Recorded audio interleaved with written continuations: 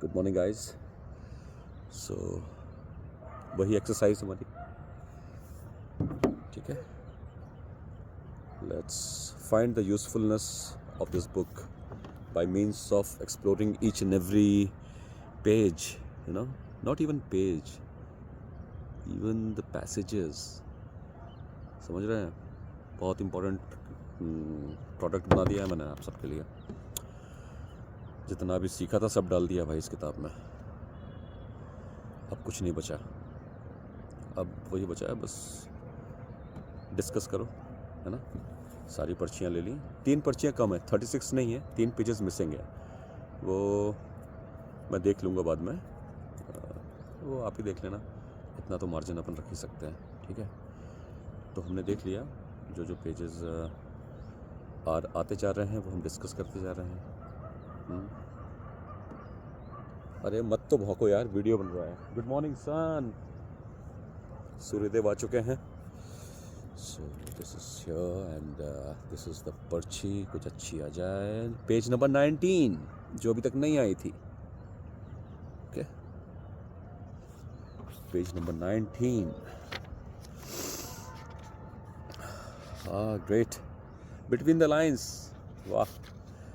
Story number 3 का practice being brave, strength is built not born.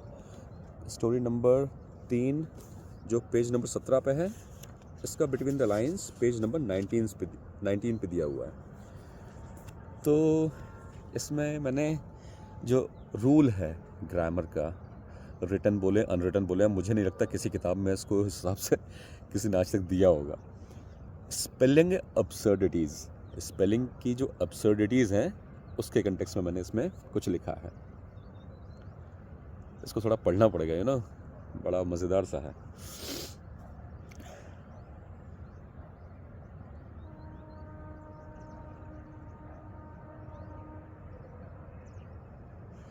सुनो, ध्यान से सुनना। इफ ड्राउट, ड्राउट होता है ना, सूखा पड़ता है। If drought goes with shout, why does thought rhymes with caught, fought और short?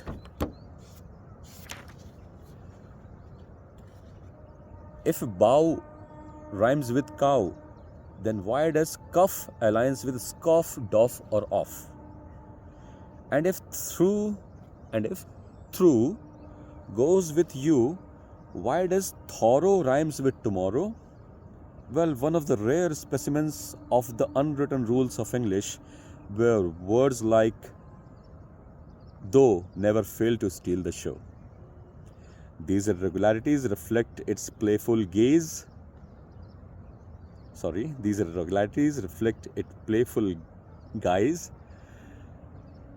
where rules can bend to the tune of delightful surprise. English is a language where a trivial compromise often turns out to be a blessing in disguise. इसको फिर से पढ़ता हूँ भाई। देखो, मैं भी कोई परफेक्ट नहीं हूँ। Perfectionism is a futile concept basically.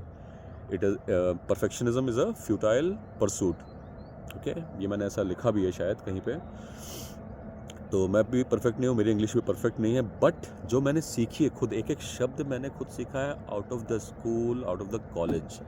समझ रहे हो? इंग्लिश पे काम करना मैंने शुरू जब किया था, जब मैं IAS का मेंस लिख चुका था 2007 के बाद, जब मुझे समझ में आया कि अरे बाप रे, मुझे तो लिखना ही नहीं आता। प्री तो निकाल दिया IAS का, अब मेंस कैसे क्लियर करें? तो वहाँ से पूरी कहानी शुरू हुई है, ठीक है। तो गाइज, गीज, इसमें थोड़ा कन्फ्यूजन होता है। Pronunciation is very complicated in English, because English is a funny language. So फिर से बोलता हूँ मैं, इसको बहुत इंटरेस्टिंग सा है। If drought goes with shout, why does thought rhymes with caught, fought और sought? If bough rhymes with cow, then why does cuff aligns with scoff, doff or off? And if through goes with you, why does thorough rhymes with tomorrow? Well, one of the rare specimens of the unwritten rules of English, where words like though never fail to steal the show. Though. These irregularities reflect its playful guise, where rules can bend to the tune of delightful surprise. English is a language where a trivial compromise often turns out to be a blessing in disguise because English is a funny language. तो ये वाला video यहीं तक.